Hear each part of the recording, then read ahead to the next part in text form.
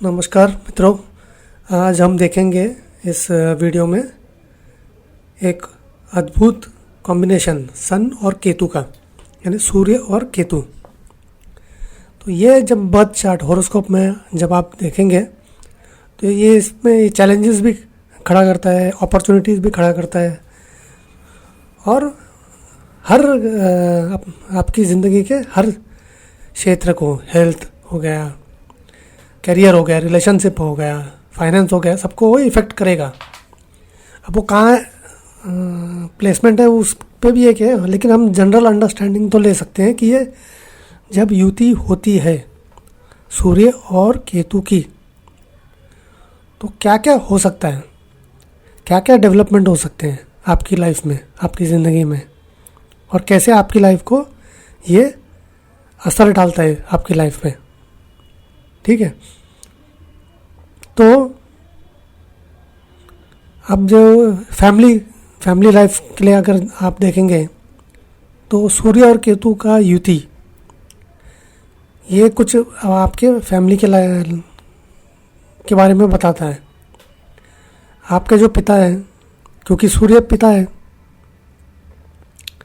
तो हो सकता है कि आपके पिता सबसे छोटे भाई हो, लास्ट चाइल्ड, मतलब आपके ग्रैंड पेरेंट्स के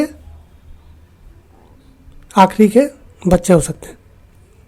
क्योंकि केतु है ना, केतु क्या करता है, समाप्त कर देता है, डिटैच कर देता है, और सन है फादर। अब हम आते हैं सेहत पे। सेहत पे ये क्या क्या असर डाल सकता है, ज़रूरी नहीं है सब पर असर डालेगा, लेकिन इसमें से कुछ हो सकता है। ठीक है, तो इसमें क्या होता है कि केतु कोई भी चीज, मतलब केतु एक अच्छा ग्रह तो है नहीं, पहली बात राहु केतु।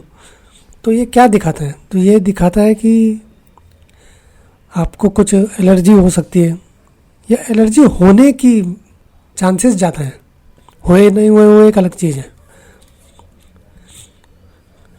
तो इसके लिए आपको क्या करना चाहिए कि होलिस्टिक, यानी आयुर्वेदिक लो, वैसे चीज़ प्रक्रिया में ज़्यादा आपको ध्यान देना चाहिए। मतलब सेहत अपना अच्छे से रखें, नीट एंड क्लीन रहे, वो ज़्यादा अच्छा रहेगा। फिर इसमें कुछ आपके लिए कठिनाइयाँ भी आएंगी, चैलेंजेस आएंगे। तो सन केतु, अब केतु है क्या होता है, इलेक्ट्रिसिटी, फायर, और सन भी फायर है। तो इलेक्ट्रिसिटी, इलेक्ट्रिक इंस्ट्रूमेंट्स वापरते समय थोड़ा ध्यान ज़्यादा रखना चाहिए, जिनका ये युति है। अब एक ये है कि नेम एंड फेम का भी इसमें आपका ये आता है। अब देखो सन क्या है, सन नेम एंड फेम होता है, सन फादर भी होता है। केतु क्या है, केतु होता है फ्लैग। मंदिर में जब आप जाएंगे तो उसके ऊपर एक फ्लैग रहता है टॉप पे। तो सन केतु वाले कभी कभी आप देखेंगे कि आपके फादर, उनका नेम एंड फेम है, वो किसी चोटी पे पहुंच गए अपने कार्य में। ज़रूरी नहीं है कि कैरियर में ही चोटी पे पहुंचेंगे, दूसरे चीज़ में भी पहुंच सकते हैं, अकम्पलिशमेंट कर सकते हैं। तो सन नेम एंड फेम भी है, तो ऐसा हो सकता है कि आपके एंसेस्टर्स का कोई कंट्रीब्यूशन है ऑनर, रिकग्निशन में, नेम एंड फेम में। तो ये भी एक सन केतु दिखा सकता है। तो इम्पैक्ट कैसे करेगा ये सब चीज़, जब ये अच्छा है तो ये स्पिरिचुअल टेंडेंसी भी दिखाता है, और हीलिंग जो है वो इस तरह का, मतलब आयुर्वेदिक या धार्मिक तरीके से हीलिंग करना, ये भी दिखाता है। केतु जो है वाइटलिटी, मतलब इम्यूनिटी, आपका पाचन, उसके ऊपर भी वो फ़र्क पड़ सकता है। अब वो किस, सपोज कौन से इसमें है? अच्छा, केतु एक कन्फ्यूजन का भी ग्रह है, तो ऐसा हो सकता है कि डिसीजन लेते समय कन्फ्यूजन हो रहा है, स्ट्रेस हो रहा है, या कोई ऐसा प्रॉब्लम हो रहा है जिसका आप डायग्नोज कर नहीं सके, पता नहीं चल रहा है क्या है। अब कैरियर पे जब आएंगे तो कैरियर में क्या होगा? रिसर्च, क्योंकि बाल की खाल खींचना केतु होता है, स्पिरिचुअलिटी होता है, और सर्विस और मिस्टिसिज्म, मतलब ये मंत्रा तंत्रा, इस तरह की चीज़ों में भी ज़्यादा इंटरेस्ट आ सकता है, और करियर इसी तरह की चीज़ों में करियर बन सकता है। ठीक है। और केतु क्या है कि वो बोलता है मोह माया छोड़ दो, तो अब ऐसा हो सकता है कि मोह माया की तरफ से ध्यान हट जाए, तो उसके कारण क्या होता है कि बार बार इंस्टेबिलिटी आती है करियर में भी, कुछ मतलब अच्छा लगता नहीं है, और ये रिलेशनशिप में भी इसका असर दिख सकता है, क्योंकि रिलेशनशिप को भी आप किस तरह से देखते हो? कार्मिक कनेक्शन से देखते हो, या कर्म से देखते हो, स्पिरिचुअलिटी से देखते हो? तो अगर हुआ ग्रोथ तो बहुत अच्छा ग्रोथ, बहुत अच्छी अंडरस्टैंडिंग हो जाएगी, ना तो बिल्कुल नहीं होगी।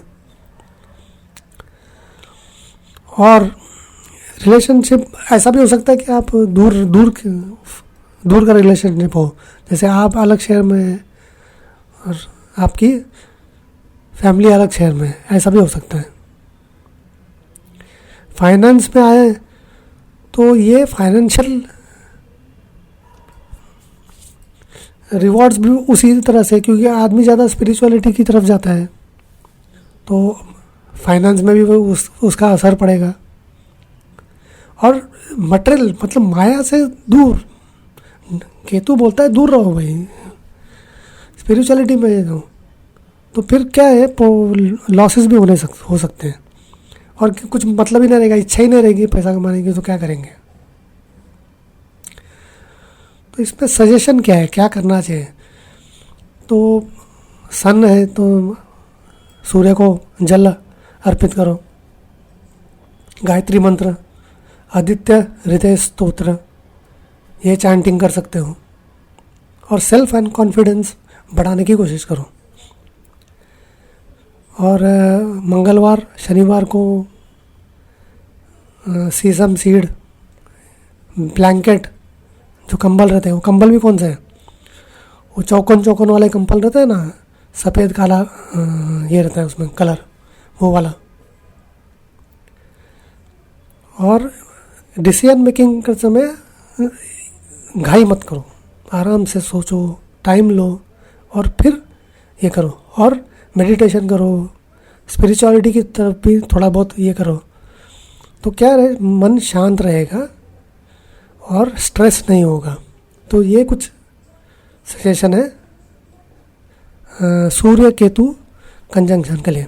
आप हमारे कोर्स ले सकते हो, financial astrology, promise of event बहुत ज़रूरी है, क्योंकि अगर प्रॉमिस ऑफ इवेंट नहीं है तो आप कितने भी रेमेडीज़ कर दो, वो होने वाला ही नहीं है। तो प्रॉमिस ऑफ इवेंट जानना ज़रूरी है। लोग कोर्स करते हैं लेकिन लोगों को प्रॉमिस ऑफ इवेंट ही पता नहीं रहता है। ठीक है, थैंक यू।